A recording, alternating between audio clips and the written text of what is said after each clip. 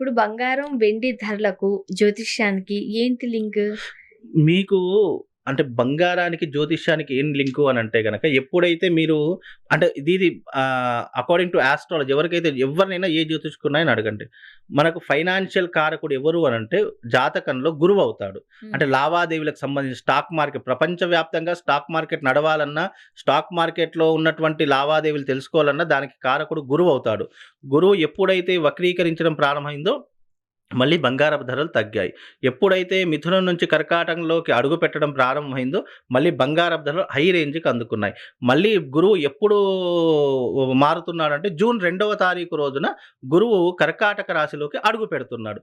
కాబట్టి జూన్ 2వ తారీఖు నుంచి మళ్ళీ బంగారపు ధరలు హై అయ్యే అవకాశం ఉంది. అప్పటి వరకు పెరగడం, తగ్గడం ఇవి చిన్న చిన్నగా జరుగుతాయి. కానీ ఒకేసారి పెరగవు. కానీ జూన్ 2వ తారీఖు తర్వాత తప్పకుండా బంగారపు ధరలు నిజంగానే మనం అనుకునేంత రేంజ్‌కి దాటిపోయేటటువంటి అవకాశాలు కనిపిస్తాయి.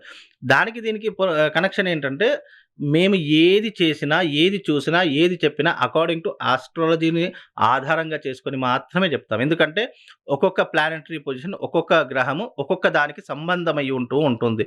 అది నవగ్రహాలలో ఉన్నటువంటి దాని యొక్క విశ్లేషణ తెలుసుకుంటే, అసలు ఈ గ్రహం దేనికి ఉపయోగపడుతుంది? మనిషి మీద గాని, భూమి మీద గాని ఏ రకమైనటువంటి పరిస్థితిని ఇస్తుంది అనేటటువంటిది గ్రహాల యొక్క చరిత్ర తెలుసుకుంటే ప్రతి ఒక్కరు ఎవ్వరైనా చెప్తారండి.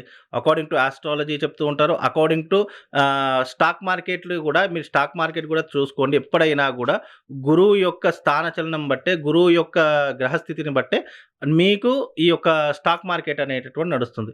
మీకు బంగారపు ధర ఇప్పుడు చెప్తున్నా ఇప్పుడు ఎప్పుడో 2025లో చెప్పినటువంటిది 2026 నాటికి దాదాపుగా 1,50,000, 1,60,000 వరకు అవుతుంది అని జెప్పేసి ఉగాది రోజు చెప్పాను. అప్పుడు మరి ఇప్పుడు అక్కడికే ఆగిపోయింది. 1,66,000 కాడికి ఇప్పుడు ఆగిపోయింది. హ్మ్. ఉగాదికి ఇంకా నెల రోజులుంది అన్నప్పుడు. మళ్ళీ ఉగాది తర్వాత కూడా జూన్‌లోనే పెరుగుతుంది మళ్ళీ. ఇప్పుడు మనకు మార్చ్‌లో ఉగాది వస్తుంది. మళ్ళీ మనకెప్పుడు జూన్‌లో అంటే మార్చ్ అయిపోయిన తర్వాత జూన్‌లో బంగారపు ధరలు మళ్ళీ పెరిగేటటువంటి అవకాశం ఉంది. దానికి ఆధారం ఏంటంటే అకార్డింగ్ టు ఆస్ట్రాలజీ గురువు యొక్క స్థానచలనం బట్టి దీని యొక్క అంచనా వేస్తాం అంతే. ఆ అంచనా ప్రకారం పెరిగే అవకాశం ఉందా? తగ్గే అవకాశం ఉందా? అనేటటువంటిది మాత్రం చెప్తాం. అది ఎంతవరకు పెరుగుతుంది? ఇక్కడి వరకే ఆగిపోతుందా అని చెప్పలేము. ఎందుకంటే పెరుగుతుంది, తరుగుతుంది. ఇవి 2 మాత్రం చెప్పొచ్చండి. ఓకే.